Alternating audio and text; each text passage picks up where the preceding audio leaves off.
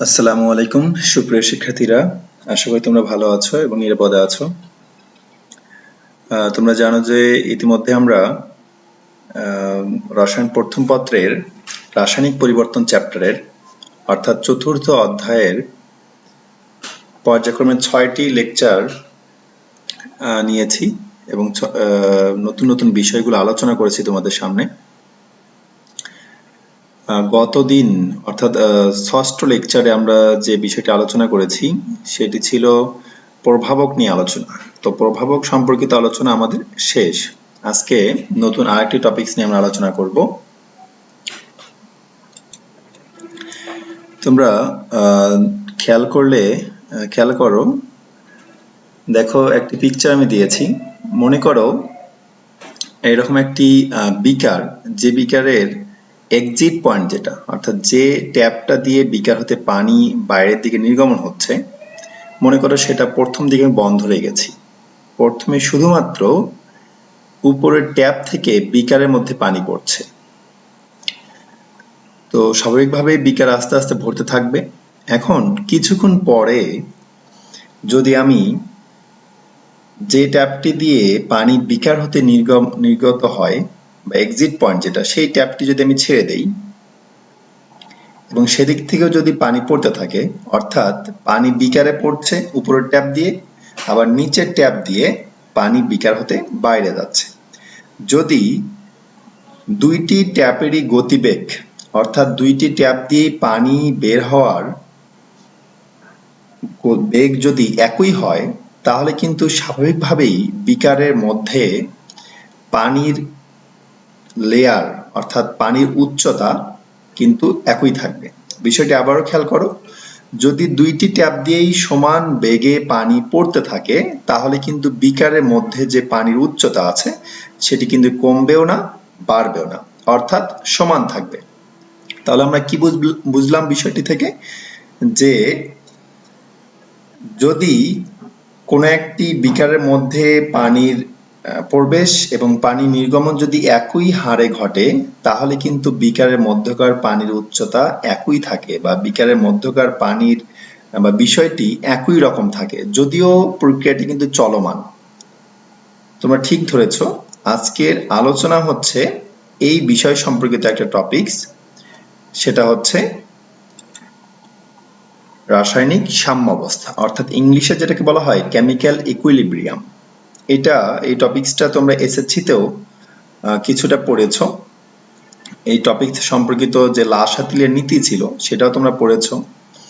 রাসায়নিক সাম্যাবস্থা এর আগের যে আমরা পিকচারটি দেখলাম সেই পিকচারের সঙ্গে কিন্তু সম্পর্কিত। ওকে, এবার আসা যাক রাসায়নিক সাম্যাবস্থা বিষয়টি আসলে কি। দেখো এখানে একটি বিক্রিয়া আমি দিয়েছি। গ্যাসীয় হাইড্রোজেন এবং গাঢ় বর্ণের গ্যাসীয় আয়োডিন বা আয়োডিনের বাষ্প যদি বিক্রিয়া করা হয়, মনে করো আমি প্রথমে গ্যাসীয় হাইড্রোজেন নিয়েছি এবং আয়োডিনের বাষ্প নিয়েছি বেগুনি বর্ণের, গাঢ় বেগুনি বর্ণের। তাহলে বিক্রিয়ার শুরুতেই হাইড্রোজেন এবং আয়োডিন বিক্রিয়া করে সময় যাওয়ার সঙ্গে সঙ্গে বা সময় অতিবাহিত হওয়ার সাথে সাথে বর্ণহীন হাইড্রোজেন আয়োডাইড তৈরি করবে। সময় যত যাবে হাইড্রোজেন আয়োডাইড তৈরির পরিমাণ বাড়তে থাকবে, অর্থাৎ সামনের দিকের বিক্রিয়া অর্থাৎ হাইড্রোজেন এবং আয়োডিন বিক্রিয়া করে হাইড্রোজেন আয়োডাইড তৈরির বিক্রিয়া বা সম্মুখমুখী বিক্রিয়া গতিবেগ কিন্তু বেশি থাকবে। কিছুক্ষণ পরে যখন হাইড্রোজেন আয়োডাইড কিছুটা পরিমাণ তৈরি হবে, সেই হাইড্রোজেন আয়োডাইড কিন্তু আবার বিপরীত দিকে বিয়োজিত হয়ে অর্থাৎ পশ্চাৎমুখে বিক্রিয়া করে হাইড্রোজেন এবং আয়োডিন হিসেবে তৈরি হবে। তাহলে বিষয়টি কি দাঁড়ালো, প্রথমেই বিক্রিয়ার শুরুতে কোনো বিক্রিয়ার মাধ্যমে কোনো হাইড্রোজেন আয়োডাইড ছিল না, শুধুমাত্র ছিল হাইড্রোজেন এবং আয়োডিন গ্যাস। এরা বিক্রিয়া করে হাইড্রোজেন আয়োডাইড তৈরি করলো। তারপর কিছুক্ষণ সময় পরে হাইড্রোজেন আয়োডাইড আবার বিপরীত দিকে ভেঙে হাইড্রোজেন এবং আয়োডিন তৈরি করছে। তাহলে কি দাঁড়াচ্ছে, প্রথম বিক্রিয়ার শুরুতে শুধু সম্মুখমুখী বিক্রিয়া থাকে, কিছু সময় পরে আবার বিপরীত দিকে বিক্রিয়া ঘটতে থাকে। তাহলে এভাবে যদি সম্মুখ দিকের বিক্রিয়া ঘটে আবার বিপরীত দিকের বিক্রিয়া ঘটে, এক সময় কিন্তু দুই দিকের বিক্রিয়ার গতিবেগ বা হার কিন্তু সমান হয়ে যাবে। এই অবস্থাটাকে বলা হয় রাসায়নিক সাম্য অবস্থা। এবং এই বিক্রিয়াটি কিন্তু ঘটেছে বা এই প্রক্রিয়াটি ঘটেছে কিন্তু উভমুখী বিক্রিয়ার ক্ষেত্রে। তাহলে আমরা কি বুঝলাম? কোন একটি উভমুখী বিক্রিয়ার ক্ষেত্রে প্রথম দিকে শুধুমাত্র সম্মুখ দিকের বিক্রিয়ার গতিবেগ বেশি থাকে, কিছু সময় পরে উৎপাদ থেকে আবার বিপরীত দিকে বিক্রিয়া ঘটে, অর্থাৎ বিপরীতমুখী বিক্রিয়া ঘটতে থাকে, যদিও প্রথম দিকে তার গতিবেগটা কিছুটা কম হয়। এভাবে কিছু সময় পরে সম্মুখ দিকের বিক্রিয়ার গতিবেগ এবং বিপরীত দিকের বিক্রিয়ার গতিবেগ কিন্তু সমান হয়ে যায়, এবং ওই অবস্থাকে আমরা বলবো রাসায়নিক সাম্য অবস্থা। তাহলে সংজ্ঞাটি আমরা কিভাবে বলতে পারি? যে কোনো একটি উভমুখী বিক্রিয়ার সম্মুখ বিক্রিয়ার গতিবেগ বা রেট অফ ফরওয়ার্ড রিঅ্যাকশন যদি বিপরীতমুখী বিক্রিয়ার গতিবেগের সমান হয়, অর্থাৎ ব্যাকওয়ার্ড রিঅ্যাকশনের রেটের সমান যদি হয়, তবে বিক্রিয়ার অবস্থাকে আমরা বলবো রাসায়নিক সাম্য অবস্থা। আমরা যদি দুইটি চিত্রের সাহায্যে বিষয়টি ভালোভাবে ব্যাখ্যা করি, তাহলে ব্যাখ্যাটি এমন দাঁড়ায়। দেখো, এখানে দুইটি চিত্র দেওয়া হয়েছে, চিত্র ক এবং চিত্র খ। চিত্র ক এ বিষয়টি লক্ষ্য করো। এক্স অক্ষ বরাবর কিন্তু আমরা বসিয়েছি সময়, অর্থাৎ বিক্রিয়া যে চলছে সেই সময়টা আমরা যদি এক্স অক্ষ বরাবর সেট করি, এবং বিক্রিয়ার হার বা গতিবেগকে যদি আমরা ওয়াই অক্ষ বরাবর সেট করি, তাহলে যে বিষয়টি দাঁড়াবে, দেখো প্রথম দিকে সবার উপরে যে কার্ভটি দেখা যাচ্ছে, যে কার্ভটি নিচের দিকে আসছে, যে অংশটি, সেখানে লেখা আছে দেখো অগ্রবর্তী বিক্রিয়ার হার বা সম্মুখমুখী বিক্রিয়ার গতিবেগ। দেখো, এটা সময় যখন শূন্য ছিল, অর্থাৎ মূল বিন্দু, তখন কিন্তু এটা সর্বোচ্চ পরিমাণ ছিল। তার অর্থ কি দাঁড়ায়? যখন বিক্রিয়া মাত্র শুরু হয়েছে তখন কিন্তু সম্মুখ দিকের বিক্রিয়ার গতিবেগ সর্বোচ্চ থাকে, এবং সময় যখন শূন্য তখন দেখো নিচের যে গ্রাফটি আছে, কার্ভটি আছে, পশ্চাৎবর্তী বিক্রিয়া হার যেটি ডিনোট করছে, সেটি কিন্তু শূন্যে ছিল। অর্থাৎ মাত্র বিক্রিয়ার শুরুতে সম্মুখ দিকের বিক্রিয়ার গতিবেগ বা অগ্রবর্তী বিক্রিয়ার গতিবেগ কিন্তু সর্বোচ্চ থাকে, এবং বিপরীত দিকের বিক্রিয়ার গতিবেগ বা পশ্চাৎবর্তী বিক্রিয়ার গতিবেগ কিন্তু শূন্য থাকে। সময় যত সামনের দিকে অগ্রসর হতে থাকে, অগ্রবর্তী বিক্রিয়ার হার আস্তে আস্তে কমছে, আবার পশ্চাৎবর্তী বিক্রিয়ার হার আস্তে আস্তে বাড়ছে। এক সময় কি হয়ে যাবে? তাদের মধ্যে দুই দিকের বিক্রিয়ার গতিবেগটাই সমান হয়ে যাবে, এবং সেই অবস্থাটাকে বলবো আমরা ইকুইলিব্রিয়াম বা সাম্য অবস্থা। চিত্রে ক্ষয়ে যদি আমরা বিষয়টি খেয়াল করি, দেখো এক্স অক্ষ বরাবর সময় বসানো হয়েছে, অর্থাৎ বিক্রিয়ার অগ্রগতি, আর ওয়াই অক্ষ বরাবর আমরা বসিয়েছি কি? ঘনমাত্রা, অর্থাৎ বিক্রিয়ক বা উৎপাদের ঘনমাত্রা, যেটা হোক না কেন। তাহলে সময় যখন শূন্য, অর্থাৎ মূল বিন্দুতে, তখন কিন্তু বিক্রিয়কের পরিমাণ সর্বোচ্চ থাকবে বা বিক্রিয়কের ঘনমাত্রা সর্বোচ্চ থাকবে। তাই কিন্তু আছে, খেয়াল করো তোমরা, উপরের গ্রাফটির উপরের দিকে দেখো হাইড্রোজেন এবং আয়োডিনের ঘনমাত্রা কিন্তু সর্বোচ্চ আছে। সময় যত গড়াচ্ছে, হাইড্রোজেন এবং আয়োডিন বিক্রিয়া করে ভেঙে যাচ্ছে, অর্থাৎ তাদের ঘনমাত্রা বা পরিমাণ হ্রাস পাচ্ছে। অপরদিকে হাইড্রোজেন আয়োডাইডের ঘনমাত্রা কিন্তু বৃদ্ধি পাচ্ছে। একটা সময় কি হয়ে যাবে? হাইড্রোজেন এবং আয়োডিনের বিক্রিয়ক হাইড্রোজেন এবং আয়োডিনের ঘনমাত্রা কিন্তু পর্যায়ক্রমে কমছে, এবং উৎপাদের হাইড্রোজেন এবং হাইড্রোজেন আয়োডাইডের ঘনমাত্রা কিন্তু বৃদ্ধি পাচ্ছে।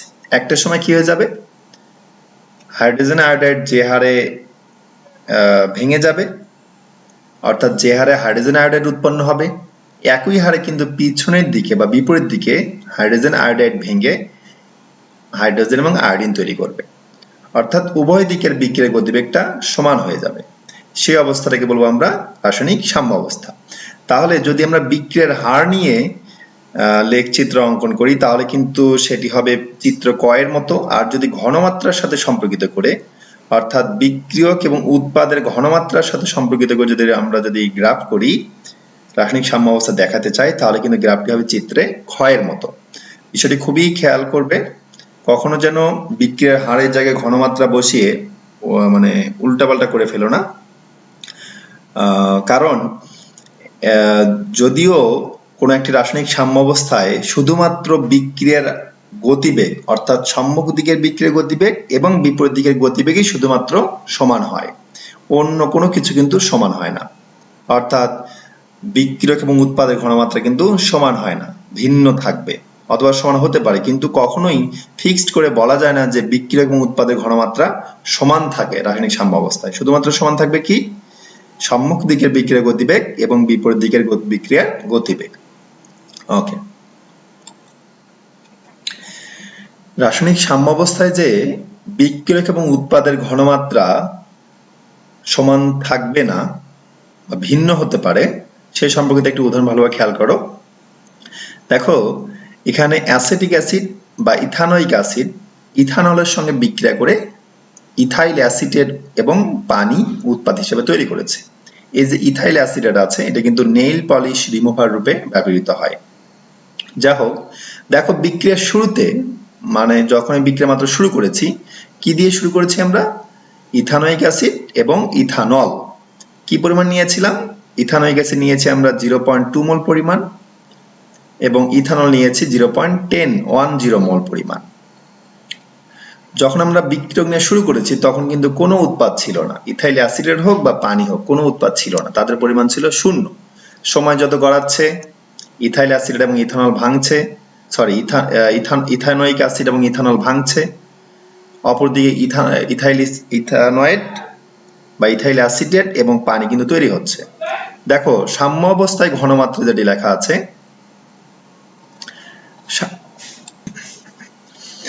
খেয়াল করো রাসায়নিক সাম্যাবস্থায় ঘনমাত্রা লেখা আছে ইথানোয়িক অ্যাসিডের 0.117, অর্থাৎ এই বিক্রিয়াটি যখন সাম্যাবস্থায় পৌঁছে গিয়েছে, অর্থাৎ সম্মুখ দিকের বিক্রিয়া এবং বিপরীত দিকের বিক্রিয়ার গতিবেগ সমান হয়ে গিয়েছে, তখন ইথানোয়িক অ্যাসিডের বা অ্যাসিটিক অ্যাসিডের ঘনমাত্রা মেপে দেখা হয়েছে, সেটা আছে 0.117। বিক্রিয়ার শুরুতে কত ছিল? 0.2। সাম্য অবস্থায় কত? 0.117। তাহলে যদি আমরা এটাকে বিয়োগ করি বা সাবস্ট্রাক্ট করি তাহলে কত হবে? ইথানোয়িক অ্যাসিডের দেখো 0.083 মোল পরিমাণ, অর্থাৎ এতটুকু পরিমাণ বা 0.083 মোল পরিমাণ অ্যাসিটিক অ্যাসিড বা ইথানোয়িক অ্যাসিড কিন্তু ভেঙে গিয়েছে, বিক্রিয়া করেছে। আচ্ছা, এবার খেয়াল করো যেহেতু 1 মোল ইথানোয়িক অ্যাসিড 1 মোল ইথানলের সঙ্গে বিক্রিয়া করছে, তাহলে যদি বিক্রিয়ায় ইথানোয়িক অ্যাসিডের ঘনমাত্রা কমে 0.083 মোল হয়, তাহলে ইথানলের ঘনমাত্রা এতটুকু কমে যাবে, কারণ এরা 1 মোল 1 মোল অনুপাতে বিক্রিয়া করে। ওকে, তাহলে সাম্য অবস্থায় ইথানোয়িক অ্যাসিড আছে 0.117 এবং সাম্য অবস্থায় ইথানল থাকবে কতটুকু? 0.017 মোল। আবারও বিষয়টি খেয়াল করো, যেহেতু ইথানোয়িক অ্যাসিড এর ঘনমাত্রা কমে গিয়েছে 0.083 মোল, আমরা ক্যালকুলেশন করলাম, তাহলে ইথানলেরও ঘনমাত্রা এতটুকু কমে যাবে। তাহলে সাম্য অবস্থায় ইথানলের অবশিষ্ট থাকবে 0.017। তাহলে কি দাঁড়ালো? ইথানোয়িক অ্যাসিড অবশিষ্ট আছে 0.117 মোল এবং ইথানল অবশিষ্ট আছে 0.017 মোল, এবং ইথাইল অ্যাসিডেট এবং পানি তৈরি হয়েছে কতটুকু করে? 0.083 মোল করে। তাহলে বিষয়টি খেয়াল করো, সাম্য অবস্থায় পৌঁছে গিয়েছে, কিন্তু বিক্রিয়ক এবং উৎপাদের পরিমাণ বা ঘনমাত্রা কিন্তু ভিন্ন আছে। অর্থাৎ এটি দ্বারা এই বিষয়টি বোঝায় যে রাসায়নিক সাম্য অবস্থায় শুধুমাত্র কোনো একটি উভয় বিক্রিয়ার সম্মুখ দিকের বিক্রিয়ার গতিবেগ এবং বিপরীত দিকের বিক্রিয়ার গতিবেগ সমান হবে, বাকিগুলো কিন্তু ভিন্ন হবে বা ভিন্ন হতে পারে। ওকে,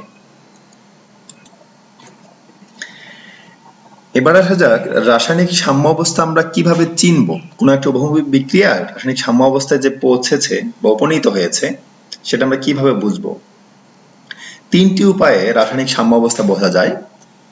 যেমন একটি হচ্ছে বিক্রিয়ক ও উৎপাদের বর্ণ পরিবর্তনের স্থির অবস্থা দেখে। যেমন বিক্রিয়া 1 কথা যদি তোমরা চিন্তা করো, যে নাইট্রোজেন টেট্রাঅক্সাইড বর্ণহীন গ্যাস, এটি ভেঙে বাদামি বর্ণের নাইট্রোজেন ডাইঅক্সাইড তৈরি করে এবং এই বিক্রিয়াটি আবদ্ধ পাত্রে করলে বিক্রিয়াটি একটি উভয়মুখী বিক্রিয়া। তাহলে বিক্রিয়াটির ক্ষেত্রে যদি আমরা চিন্তা করি, প্রথমে কি ছিল? শুধুমাত্র বর্ণহীন নাইট্রোজেন টেট্রাঅক্সাইড নিয়ে আমরা বিক্রিয়া শুরু করেছি, তখন কিন্তু কোনো নাইট্রোজেন ডাইঅক্সাইড ছিল না বিক্রিয়ার শুরুতে। সময় যত গড়াবে নাইট্রোজেন টেট্রাঅক্সাইড তত ভাঙবে, অপরদিকে বাদামি বর্ণের নাইট্রোজেন ডাইঅক্সাইড গ্যাস তৈরি হতে থাকবে, প্রথম দিকে হালকা বাদামি, একটা সময় দেখা যাবে গাঢ় বাদামি বর্ণের নাইট্রোজেন ডাইঅক্সাইড তৈরি হয়েছে এবং তার বর্ণটি আর চেঞ্জ হচ্ছে না। তাহলে কি বোঝালো? যে নাইট্রোজেন টেট্রাঅক্সাইড ভেঙে বাদামি বর্ণের নাইট্রোজেন ডাইঅক্সাইড তৈরি হয়েছিল, আবার বিপরীত দিকে নাইট্রোজেন ডাইঅক্সাইড ভেঙে বর্ণহীন নাইট্রোজেন টেট্রাঅক্সাইড তৈরি হয়েছে এবং এই প্রক্রিয়াটি চলমান রয়েছে, অর্থাৎ সম্মুখ দিক এবং বিপরীত দিক। চলতে চলতে একটা সময়ে যখন তাদের গতিবেগটা সমান হয়ে গিয়েছে, তখন কিন্তু নাইট্রোজেন ডাইঅক্সাইডের বাদামি বর্ণ আর কিন্তু বর্ণহীন হচ্ছে না, মানে গাঢ় বাদামি বর্ণটি বর্ণহীন বাদামি বর্ণেই আছে, অর্থাৎ তাদের গাঢ়ত্বটা পরিবর্তন হচ্ছে না। আচ্ছা, এ থেকে কি বোঝা গেল? যে বিক্রিয়ক অথবা উৎপাদের বর্ণ পরিবর্তনের যদি স্থির অবস্থা দেখা যায়, যে তাদের বর্ণ পরিবর্তন হচ্ছিল, একটা সময় দেখা যাচ্ছে যে তাদের বর্ণ পরিবর্তন আর হচ্ছে না, ফিক্সড হয়ে গিয়েছে, তাহলে বুঝবো সেই বিক্রিয়াটি রাসায়নিক সাম্য অবস্থায় পৌঁছে গিয়েছে। এরপর অধক্ষেপের বর্ণের গাঢ়ত্ব স্থিরকরণ দ্বারা, অর্থাৎ কোন একটি উভঙ্গ বিক্রিয়ায় যদি উৎপাদ হিসাবে বা বিক্রিয়কের যদি অধক্ষেপ পড়ে বা প্রিসিপিটেট পড়ে, তাহলে তার বর্ণের গাঢ়ত্ব যদি স্থির হয়ে যায়, তাহলে কিন্তু বোঝা যাবে যে সেই উভঙ্গ বিক্রিয়াটি রাসায়নিক সাম্য অবস্থায় পৌঁছে গিয়েছে। আরেকটি উপায় হচ্ছে, সবচেয়ে ভালো উপায় হচ্ছে, যদি উভয় দিকের বিক্রিয়ার গতিবেগটা নির্ণয় করা যায়। তাহলে আমরা কি জানলাম? সাম্য অবস্থা চিহ্নিত করা যায় তিনটি উপায়ে। একটি হচ্ছে বিক্রিয়ক হোক অথবা উৎপাদের হোক বর্ণ পরিবর্তন হচ্ছিল এবং সেই বর্ণ পরিবর্তনটা যদি স্থির হয়ে যায়, তাহলে বোঝা যাবে সেখানে সেই উভঙ্গ বিক্রিয়ায় রাসায়নিক সাম্য অবস্থা পৌঁছে গিয়েছে। 2 নাম্বার উপায়টি কি? যে অধক্ষেপ যদি পড়ে কোনো একটি উভঙ্গ বিক্রিয়ায় এবং সেই অধক্ষেপের বর্ণের গাঢ়ত্ব যদি স্থির হয়ে যায়, অর্থাৎ তাদের বর্ণ পরিবর্তন হচ্ছিল, একটা সময় যে বর্ণের পরিবর্তনটা আর হচ্ছে না, ফিক্সড হয়ে গিয়েছে, তাহলে বলা যাবে সেটা সাম্য অবস্থায় পৌঁছে গিয়েছে। আরেকটি প্রক্রিয়া হচ্ছে যদি উভয় দিকের বিক্রিয়ার গতিবেগটা নির্ণয় করা যায় এবং সেটা যদি সমান হয়ে যায়, তাহলে বুঝবো সেটা সাম্য অবস্থায় পৌঁছে গিয়েছে। এবার আরেকটি বিষয় বিক্রিয়া 3 এবং বিক্রিয়া 4 দ্বারা আমি বুঝাবো, সেটা হচ্ছে প্রত্যেকটি বিক্রিয়ায় চায় সাম্য অবস্থায় পৌঁছাতে, বা প্রত্যেকটি একমুখী বিক্রিয়ায় চায় উভমুখী বিক্রিয়া হতে। যেমন বিক্রিয়া 3-এ খেয়াল করো, আবারও বলছি, বিক্রিয়া 3-এ খেয়াল করো, জিঙ্ক অর্থাৎ দস্তা সালফুরিক অ্যাসিডের সঙ্গে বিক্রিয়া করে জিঙ্ক সালফেট এবং হাইড্রোজেন গ্যাস তৈরি করে। হাইড্রোজেন গ্যাস তৈরি হলে বিক্রিয়া যদি আমরা খোলা পাত্রে করি, তাহলে হাইড্রোজেন গ্যাস বুদবুদ আকারে বাইরে চলে যাবে। অপরদিকে সোডিয়াম ক্লোরাইডের সঙ্গে যদি আমরা সিলভার নাইট্রেটে বিক্রিয়া করি, তাহলে কিন্তু সোডিয়াম নাইট্রেট এবং সাদা বর্ণের সিলভার ক্লোরাইড তৈরি হয়। দুইটি কিন্তু একমুখী বিক্রিয়া, অর্থাৎ জিঙ্ক সালফুরিক অ্যাসিডের সঙ্গে বিক্রিয়া করে জিঙ্ক সালফেট এবং হাইড্রোজেন গ্যাস তৈরি হচ্ছে, বিক্রিয়া স্থল থেকে হাইড্রোজেন গ্যাস বের হয়ে যাচ্ছে, তাহলে তো বিপরীত দিকে বিক্রিয়া হওয়ার সম্ভাবনা নেই। অপরদিকে সোডিয়াম ক্লোরাইড এবং সিলভার নাইট্রেট থেকে সোডিয়াম নাইট্রেট এবং সিলভার ক্লোরাইড তৈরি হচ্ছে, সাদা বর্ণের অধক্ষেপ। আমরা যদি সিলভার ক্লোরাইডটাকে যদি সরিয়ে ফেলি অধক্ষেপটাকে, তাহলে আর বিপরীত দিকে বিক্রিয়ার সম্ভাবনা নেই, অর্থাৎ উভঙ্গ বিক্রিয়া হওয়ার সম্ভাবনা নেই। কিন্তু এই বিক্রিয়া দুটি যদি আবদ্ধ পাত্রে করা হয়, অর্থাৎ বিক্রিয়া 3-এর প্রথম যে বিক্রিয়াটি আছে জিঙ্ক এবং সালফুরিক অ্যাসিডের বিক্রিয়া, সেটিকে যদি আমরা আবদ্ধ পাত্রে করি, তাহলে হাইড্রোজেন গ্যাস বাইরে যেতে পারবে না, তাহলে এটি বিপরীত দিকে বিক্রিয়ার সম্ভাবনা থাকে। আবার একইভাবে যদি আমরা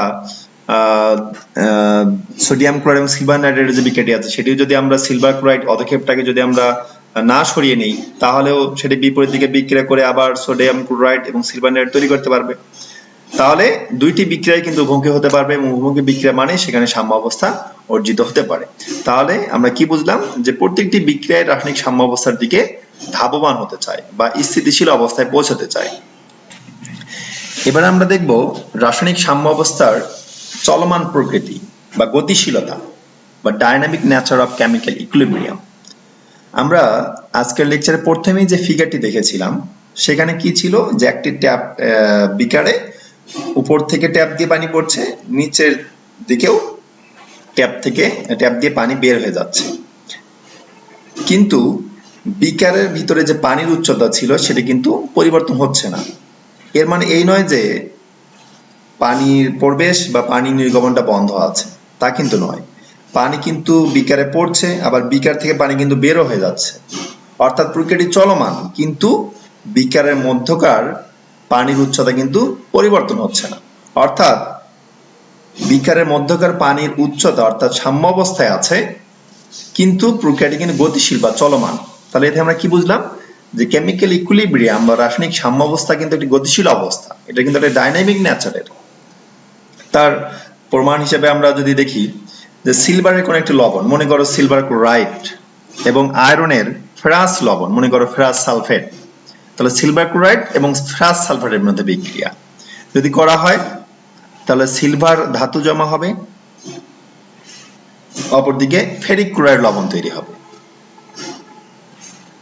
তাহলে বিক্রিয়াটিতে লক্ষ্য করো, এই উভয়কে বিক্রিয়াটি যদি সাম্য অবস্থায় পৌঁছে যায়, তারপর যদি আমরা ট্রেসার হিসেবে, ট্রেসার বলতে যেটা বোঝানো হয় যে অংশটা দ্বারা ট্র্যাক করা হয়, তোমরা অনেক সময় শুনে থাকবে যে কারো মোবাইল ট্র্যাক করা হয়েছে, তার অর্থ সে মোবাইল দ্বারা সে কোথা মোবাইলের মাধ্যমে অর্থাৎ তথ্য প্রযুক্তির মাধ্যমে তার মোবাইলকে আমরা একটা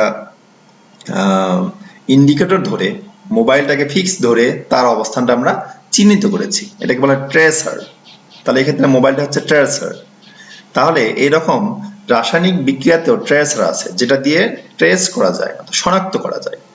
এরকম ট্রেসার হিসাবে তেজস্ক্রিয় পদার্থ সাধারণত ব্যবহৃত হয়। তাহলে উপরের যে উভঙ্কি বিক্রিয়াটি আছে, এই উভঙ্কি বিক্রিয়ার সাম্য অবস্থা পৌঁছানোর পর, আবারও বলছি, এই উভঙ্কি বিক্রিয়াটি সাম্য অবস্থায় পৌঁছানোর পর আমরা যদি ট্রেসার হিসাবে অর্থাৎ শনাক্তকারী হিসাবে তেজস্ক্রিয় সিলভার ওই বিক্রিয়া মাধ্যমে সামান্য পরিমাণে যোগ করি, তাহলে দেখা যায় সেক্ষেত্রে আমি কিন্তু যোগ করেছি শুধুমাত্র তেজস্ক্রিয় সিলভার, সিলভার আয়ন না কিন্তু, অর্থাৎ সিলভারের লবণ নয় বা সিলভারের কোনো যৌগ নয়, শুধুমাত্র যোগ করেছি সিলভার, তেজস্ক্রিয় সিলভার, যেটি উপরের বিক্রিয়ায় উৎপাদ হিসেবে আছে। ভালোভাবে লক্ষ্য করো, তাহলে আমরা যোগ করেছি কি তেজস্ক্রিয় সিলভার। দেখা যায় বিক্রিয়াকে যে সিলভার আয়ন আছে সেখানেও তেজস্ক্রিয় সিলভার আয়ন পাওয়া যাচ্ছে। তাহলে এর দ্বারা কি বোঝালো, যদি উপরের বিক্রিয়াটি সাম্য অবস্থায় পৌঁছানোর পর যদি সেটি স্থির হয়ে যেত, তাহলে কিন্তু বাইরে থেকে তেজস্ক্রিয় সিলভার যোগ করার পর আমরা শুধুমাত্র তেজস্ক্রিয় সিলভারই বিক্রিয়ার মাধ্যমে থাকতো, সিলভার আয়ন হিসেবে তেজস্ক্রিয় কিন্তু পাওয়া যেত না, কিন্তু আমরা কিন্তু সেটাই পাচ্ছি। এর দ্বারা কি বোঝায়, অবশ্যই বিক্রিয়াটি সংঘটিত হয়েছে, অর্থাৎ তেজস্ক্রিয় সিলভার ভেঙে তেজস্ক্রিয় সিলভার আয়ন হয়েছে। তাহলে এ থেকে কি বোঝা গেল যে রাসায়নিক সাম্য অবস্থায় উভয় দিকের বিক্রিয়া গতিবেগ সমান হলেও সাম্য অবস্থা কিন্তু গতিশীল থাকে, অর্থাৎ ডায়নামিক নেচারে থাকে। তাহলে এভাবে তেজস্ক্রিয় কোনো ট্রেসার দ্বারা আমরা রাসায়নিক সাম্য অবস্থার গতিশীলতা প্রমাণ করতে পারি। এই টপিকসটা কিন্তু অনেক ইম্পর্টেন্ট, তোমরা এটি অনেক ইম্পর্টেন্স দিয়ে পড়বে। এবার আসা যাক রাসায়নিক সাম্য অবস্থার প্রকারভেদ নিয়ে, ক্লাসিফিকেশন নিয়ে। রাসায়নিক সাম্য অবস্থা প্রধানত দুই প্রকার, একটি হচ্ছে সমসত্ব সাম্য অবস্থা, একটা হচ্ছে অসমসত্ব, অর্থাৎ হোমোজেনিয়াস কেমিক্যাল ইকুইলিব্রিয়াম, আর একটা হচ্ছে হেটারোজেনিয়াস কেমিক্যাল ইকুইলিব্রিয়াম। এছাড়াও আর এক ধরনের সাম্য অবস্থা আছে, সেটা হচ্ছে আয়নিক সাম্য অবস্থা। সমসত্ব সাম্য অবস্থা আমরা কাকে বলবো, যে রাসায়নিক সাম্য অবস্থার ক্ষেত্রে বিক্রিয়ক এবং উৎপাদ একই ভৌত অবস্থায় থাকবে তাকে আমরা বলবো সমসত্ব সাম্য অবস্থা। যেমন একটি উদাহরণ দেওয়া আছে, দেখো প্রথম যে বিক্রিয়াটি আছে সালফার ডাইঅক্সাইড এবং অক্সিজেন বিক্রিয়া করে সালফার ট্রাইঅক্সাইড তৈরি হচ্ছে। এই বিক্রিয়া কিন্তু বিক্রিয়ক এবং উৎপাদ উভয় কিন্তু গ্যাসীয় অবস্থায় আছে, অর্থাৎ একই ভৌত অবস্থায় আছে। তাহলে এটা একটি সমসত্ব সাম্য অবস্থা। এরপর যদি আমরা অসমসত্ব সাম্য অবস্থা ব্যাখ্যা করি তাহলে এর বিপরীত হবে, অর্থাৎ বিক্রিয়ক এবং উৎপাদ উভয় একই দশায় থাকবে না, ভিন্ন দশায় থাকবে। যেমন দ্বিতীয় বিক্রিয়াটি, এক্ষেত্রে বিক্রিয়কের সঙ্গে উৎপাদের ভৌত অবস্থা কিন্তু একই নয়, ভিন্ন। আরেকটি আছে আয়নিক সাম্য অবস্থা, যে ক্ষেত্রে বিক্রিয়ক এবং উৎপাদক তার মধ্যে যে কোনো একটি আয়ন হবে। তাহলে রাসায়নিক সাম্য অবস্থা প্রধানত দুই প্রকার, এছাড়াও আয়নিক সাম্য অবস্থা বলতে এক ধরনের সাম্য অবস্থা আছে। এবার আসা যাক রাসায়নিক সাম্য অবস্থার কিছু শর্ত বা বৈশিষ্ট্য নিয়ে। Characteristics of chemical equilibrium.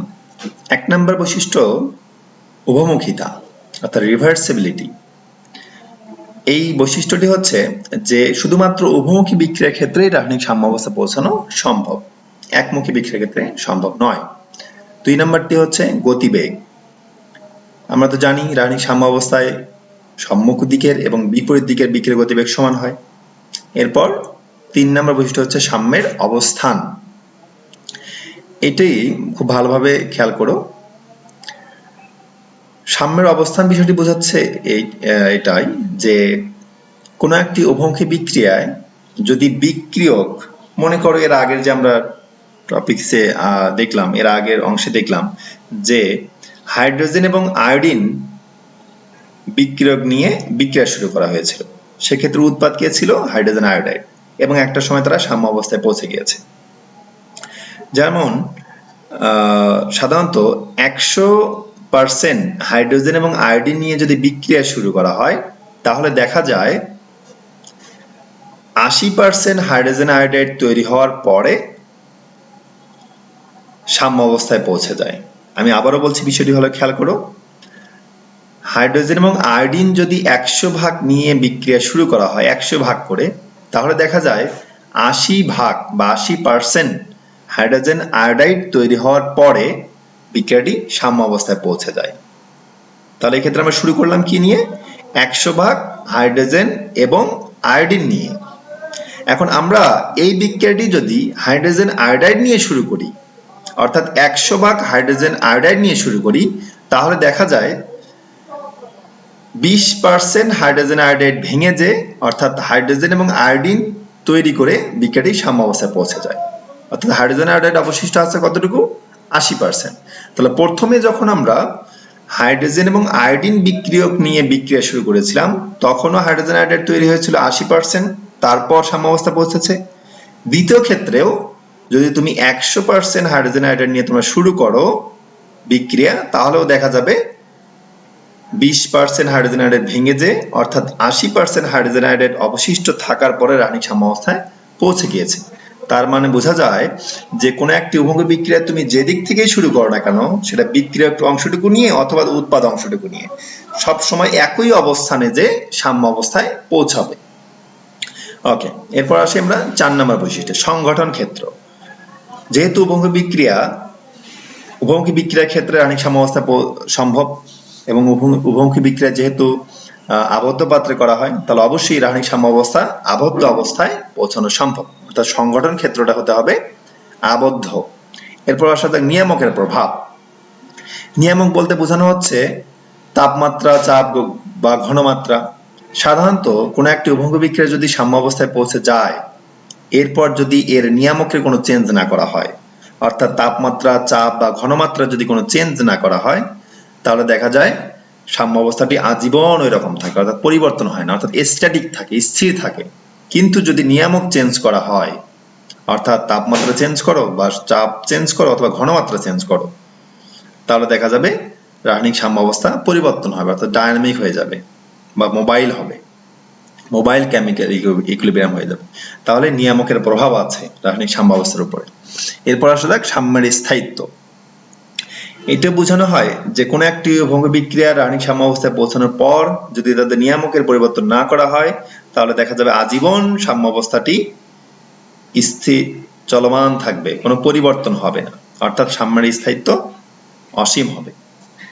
এরপর আসা যাক উভয় দিক থেকে সুগম্যতা, যেটি আমরা সাম্যের অবস্থানে আলোচনা করলাম, যে কোনো একটা উভমুখী বিক্রিয়া যে দিক থেকে শুরু করা না কেন সেটা একই অবস্থানে যে সাম্য অবস্থায় পৌঁছাবে। এরপর আসা যাক বিক্রিয়া অসম্পূর্ণতা, ইনকমপ্লিটনেস অফ রিঅ্যাকশন। যেহেতু রাসায়নিক সাম্য অবস্থায় বিক্রিয়ক এবং উৎপাদ উভয় উপস্থিত থাকে, উভয় উপাদানে উপস্থিত থাকে, সেহেতু বিক্রিয়াটা কিন্তু সম্পূর্ণ হচ্ছে না। আমরা আসলে কি আশা করি যে বিক্রিয়ক বিক্রিয়া করে উৎপাদ পরিণত হবে, বিক্রিয়ক সবটুকুই বিক্রিয়া করে শেষ হয়ে যাবে, অর্থাৎ বিক্রিয়াটি কমপ্লিট হবে বা সম্পূর্ণ হবে। কিন্তু রাসায়নিক সাম্য অবস্থায় যেহেতু বিক্রিয়ক এবং উৎপাদ উভয়ই উপস্থিত থাকে, অর্থাৎ বিক্রিয়াটি ইনকমপ্লিট থাকে, অর্থাৎ অসম্পূর্ণ থাকে। তার মানে রাসায়নিক সাম্য অবস্থায় বিক্রিয়া একটি অসম্পূর্ণ অবস্থা। এরপর আসা যাক প্রভাবকের ভূমিকাহীনতা, অর্থাৎ রাসায়নিক সাম্য অবস্থায় পৌঁছানোর পর তুমি যদি প্রভাবক ব্যবহার করো ওই বিক্রিয়ায়, তাহলে দেখবে রাসায়নিক সাম্য অবস্থা চেঞ্জ হবে না, অর্থাৎ প্রভাবক রাসায়নিক সাম্য অবস্থা চেঞ্জ করতে পারে না। কিন্তু কোন একটি উভমুখী বিক্রিয়া দ্রুত যাতে সাম্য অবস্থায় পৌঁছাতে পারে সেক্ষেত্রে সেটি হেল্প করতে পারে, কিন্তু সাম্য অবস্থায় পৌঁছানোর পর প্রভাবকের আর কোনো ভূমিকা নেই। তাহলে আজকের আলোচনা থেকে আমরা যে বিষয়গুলো জানলাম সেটা হচ্ছে রাসায়নিক সাম্য অবস্থা বিষয়টি কি, রাসায়নিক সাম্য অবস্থা কত প্রকার, তারপর রাসায়নিক সাম্য অবস্থা গ্রাফের মাধ্যমে আমরা কিভাবে দেখাতে পারি, তারপর রাসায়নিক সাম্য অবস্থা কিভাবে আমরা চিনব, তারপর রাসায়নিক সাম্য অবস্থাতে একটা গতিশীল অবস্থা সেটা আমরা কিভাবে প্রমাণ করতে পারি, এরপর রাসায়নিক সাম্য অবস্থার বৈশিষ্ট্যগুলো। তো আজকে এই পর্যন্তই।